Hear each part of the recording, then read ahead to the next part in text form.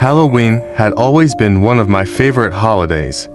The thought of spending it with my 6-year-old son, Lucas, filled me with excitement and nostalgia as I helped him into his Spider-Man costume.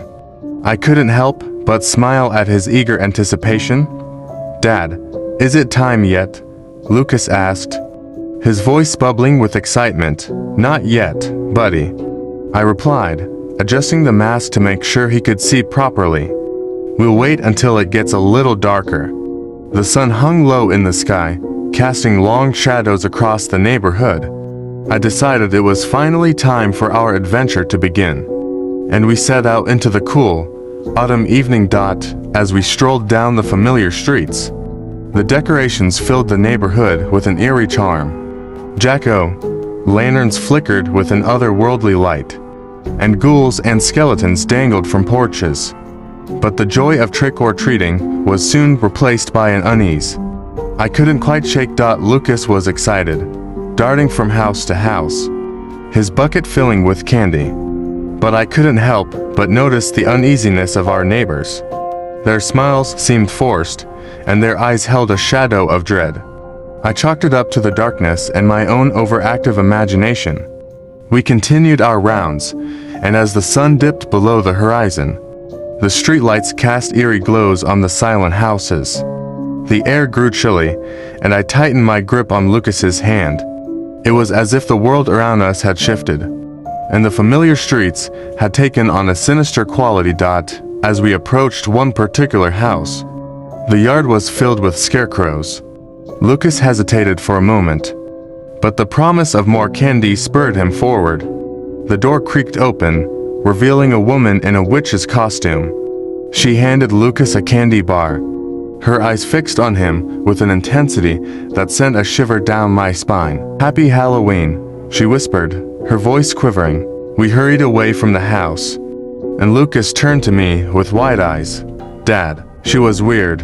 "I know, buddy," I replied, trying to sound reassuring, "but it's all in good fun. Let's keep going." The unease continued to gnaw at me. As we moved through the neighborhood, the houses became more dilapidated, and the decorations grew darker. At one point, we encountered a group of children in terrifying masks, their laughter echoing with an unsettling edge. As we rounded a corner, a particularly imposing mansion loomed before us. It was shrouded in mist, and the wrought iron gate creaked ominously. Lucas, undeterred, tugged on my hand and led me up the cobblestone path. I hesitated for a moment, then followed him inside. The interior was dimly lit, and the air was heavy with an oppressive chill. The walls were adorned with macabre paintings, and cobwebs draped the furniture. It was a haunted house, and it had clearly seen better days. "Lucas, maybe we should go back outside," I suggested, my unease growing.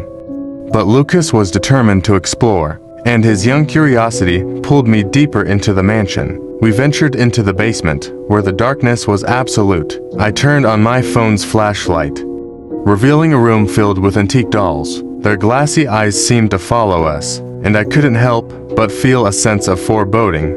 Lucas, however, was entranced by the dolls and picked one up, causing me to jump at the sudden creaking of the floorboards behind us. As I turned to investigate, I was met with a sight that would haunt me for the rest of my life. A figure, clad in tattered rags, stood in the corner of the basement. Its face was hidden beneath a disheveled mop of hair, and it emitted a low, guttural growl.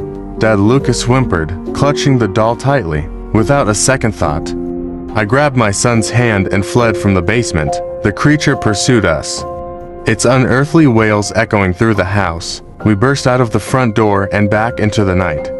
Gasping for breath, we stumbled down the cobblestone path, and didn't stop running until we reached our familiar neighborhood. The houses were no longer shrouded in darkness, and the decorations had returned to their cheerful, spooky charm. My heart pounded as I knelt down to catch my breath, but Lucas clung to the doll he had taken from the haunted mansion.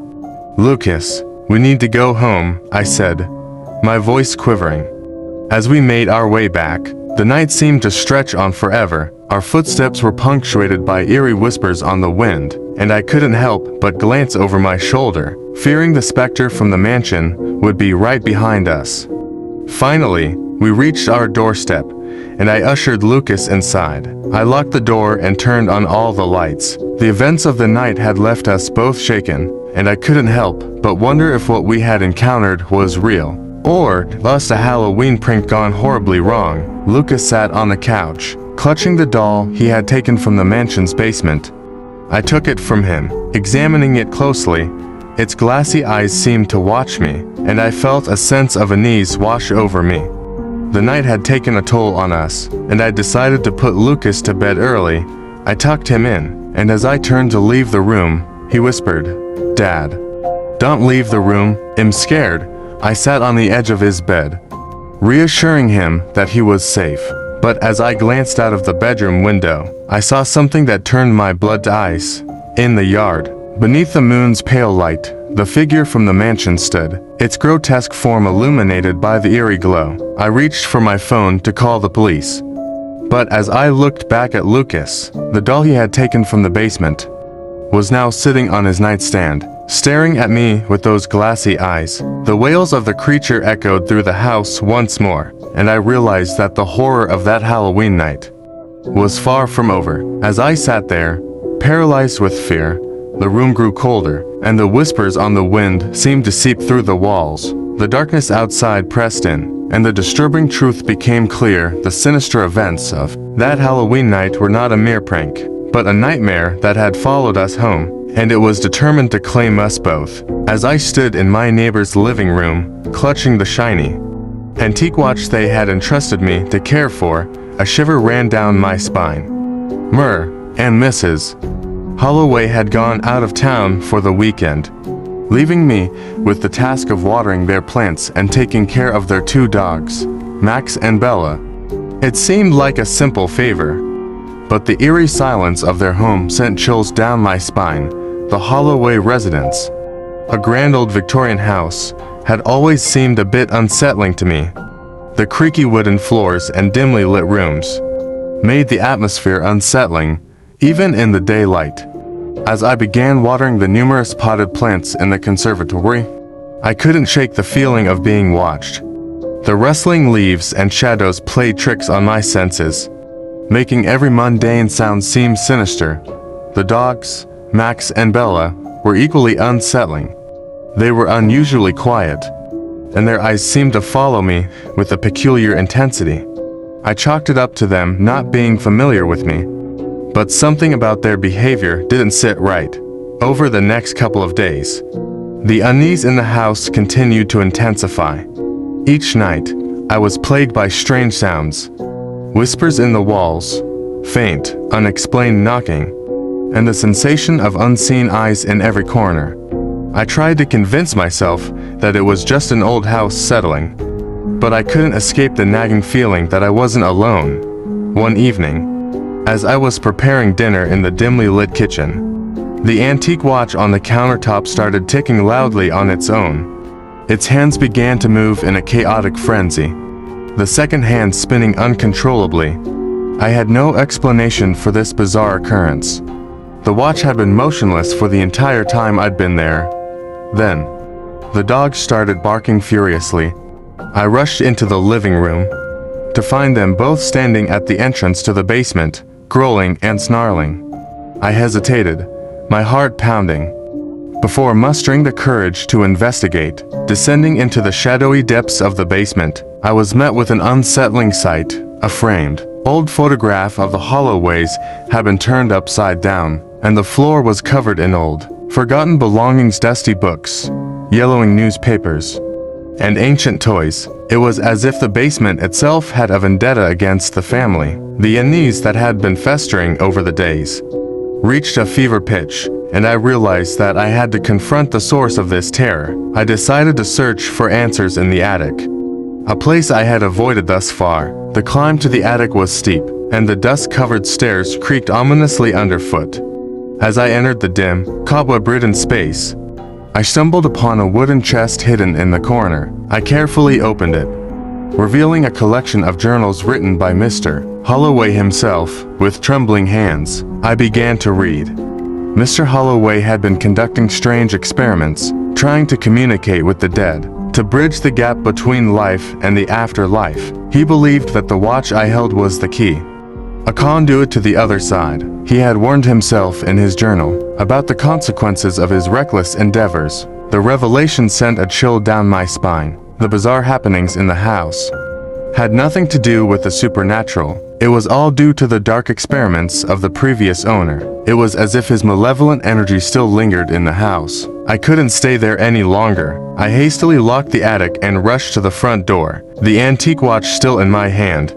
As I stepped outside into the cool night, I heard a blood-curdling scream emanating from within the house. I turned to see the lights flicker, and the silhouette of a man in the attic window. It was Mr. Holloway, or what remained of him. His ghostly figure twisted and contorted as he reached out toward me, the watch levitating in front of him. I fled from the house, the terror and the haunting gaze of the Holloway specter forever etched in my mind. To this day, I can't escape the feeling that the antique watch still has a hold on me, and I wonder if the Holloways ever truly left their home, or if they remain trapped in that eerie Victorian house forever, seeking to bridge the gap between the living and the dead. The moment we stepped into our newly purchased vacation home in the quiet town of Northwood, I knew we had made a big mistake. My high school sweetheart, Sarah, and I had just tied the knot. And in a whirlwind of excitement, we had bought this house without ever setting foot inside. We had seen pictures online and hoped for the best. But the reality was far from what we had envisioned. The place was old, and the creaking floors and peeling wallpaper told a tale of years of neglect. The musty smell hung in the air, and I couldn't help but wonder what had possessed us to make such an impulsive decision. But Sarah, ever the optimist, assured me we could fix it up and make it our cozy retreat. We started with the kitchen, which looked like it had been frozen in the 1970s. The avocado green appliances clashed with the dingy, yellowing linoleum floor. As we tore off the old wallpaper and repainted, I couldn't help but laugh at the sight of our amateur efforts. The cabinets weren't level, and the paint dripped in places, giving the room a quirky, homemade charm. One evening, as we were trying to enjoy a homemade meal in our new dining room, a sudden leak in the ceiling threatened to ruin our dinner. Buckets and towels were scattered around as we frantically tried to contain the water. It wasn't a pleasant experience, but it was a shared moment of panic that brought us closer. The town of Northwood, although picturesque, had its own share of oddities. The locals were friendly but peculiar, often sharing strange stories about the history of our house. Tales of a reclusive artist who had lived here and painted bizarre murals on the walls added to the eeriness. One night, as we were snuggled in bed, we heard a loud, rhythmic tapping from the attic. I grabbed a flashlight and ventured upstairs to investigate. It turned out to be just a loose shutter that the wind was playing tricks with, but for a moment, I couldn't help but feel like a character in a suspenseful movie. Our first few weeks in Northwood were filled with a series of unexpected inconveniences, power outages during storms, wildlife invasions in the attic, and a plumbing disaster that had us calling for professional help. Yet, we persisted, working together to turn our vacation home into a place that truly felt like our own. As the months passed, the house transformed from a run-down relic into a cozy haven. We laughed about the mishaps and relished the quiet moments by the fireplace. Sarah's love and determination had turned this house into a place we could genuinely call home. Our Northwood adventure taught us that sometimes the best memories are born out of the most unexpected situations. Though our journey began with doubts and kooky mishaps, it led us to a place of love, laughter, and a shared commitment to making the best out of any situation. In the end, our quirky vacation home had become a symbol of our enduring love, and we wouldn't have had it any other way. Amidst the quirks of the house and town, there was a distinct charm to Northwood that we couldn't deny. It was the kind of place where everyone knew each other, and the local diner served the best pie you'd ever taste. The odd stories about our house seemed to add to its character rather than deter us. One afternoon, we decided to explore the woods surrounding our new home. The dense trees cast eerie shadows, and the silence was deafening. Our adventure took an unexpected turn when we stumbled upon an old, rusted bicycle half buried in the underbrush. It was an artifact of a bygone era, and it was difficult to imagine who might have left it there. As we continued our walk, we discovered an abandoned treehouse, seemingly untouched for decades. Sarah and I climbed up, the rickety steps creaking with every movement. Inside, we found a journal filled with cryptic sketches and writings. It was clear that someone had spent a lot of time up there, lost in their thoughts. Back in the house, we couldn't shake the eerie feeling that we were living in a place with a past that we had yet to unravel. The attic was another source of intrigue. Old trunks and boxes contained forgotten relics, each with its own story. One day, we found a collection of vintage postcards from around the world, as well as a stack of letters written in a language we couldn't decipher. The town of Northwood itself had its mysteries. The locals spoke of an abandoned mansion at the edge of the forest, the Beaumont House, which had been deserted for generations. Rumors of it being haunted added to its allure, and we decided to pay it a visit. The journey through the dense woods led us to the overgrown estate. It was a grand structure, but time and nature had taken their toll.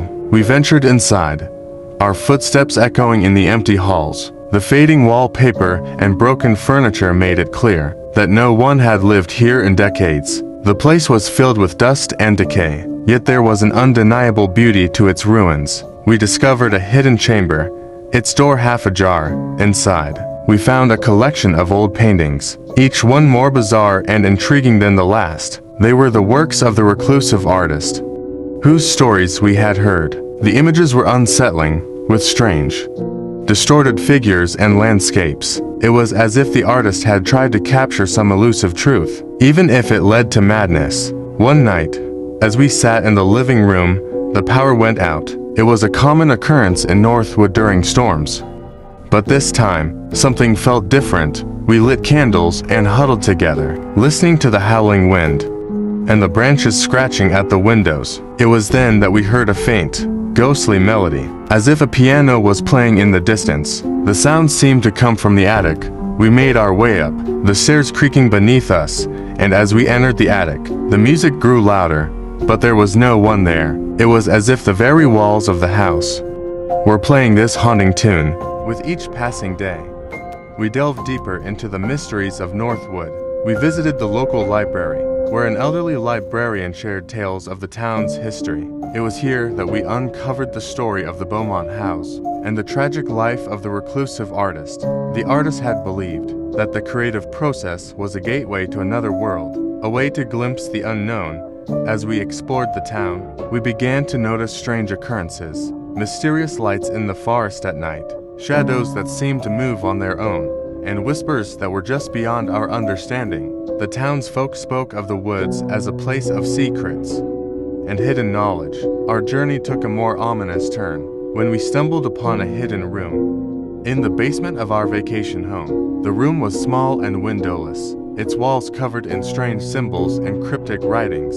It sent shivers down our spines and left us with an unsettling feeling that we were not alone in the house. One night, we decided to visit the Beaumont house again, this time with flashlights and a sense of trepidation. As we entered the decaying mansion, we heard a soft, mournful wail. It echoed through the empty halls, sending chills down our spines. We followed the sound to a room filled with old, dusty mirrors, and in one of them, we saw a reflection that was not our own, a fleeting, ghostly figure that vanished as quickly as it appeared. Back at our vacation home, the strange occurrences continued. Objects moved on their own, and shadows seemed to dance in the corners of our vision. The eerie music from the attic played more frequently, and sometimes it was accompanied by a soft, disembodied voice, as if someone were singing a mournful lullaby. Our sense of unease grew, but we were determined to uncover the truth behind these mysteries. We reached out to some of the older townsfolk, hoping they could shed light on the strange happenings. They spoke of a hidden well in the forest, a place of ancient rituals and a connection to the otherworldly. As we ventured into the forest to find the well, the atmosphere grew increasingly eerie.